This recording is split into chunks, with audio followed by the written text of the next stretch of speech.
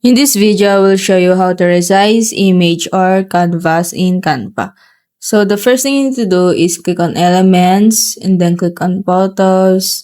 So you need to choose a photo here that you want, and you need also to search the photos that you want here, and also click on uploads and you can upload the photo here.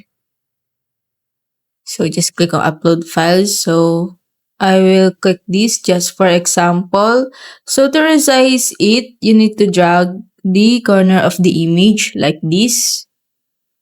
So just drag it and it will resize. So you can set it as image background. So you will see that I cannot resize it. So click this resize and then click at resize again and then choose here. So for example, I will choose a custom size here and then I will edit this width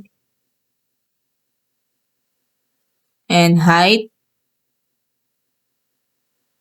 So you can choose also in units like px, in, mm, and cm.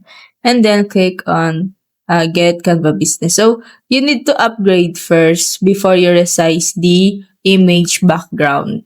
And that's it. If it helped you, please like and subscribe.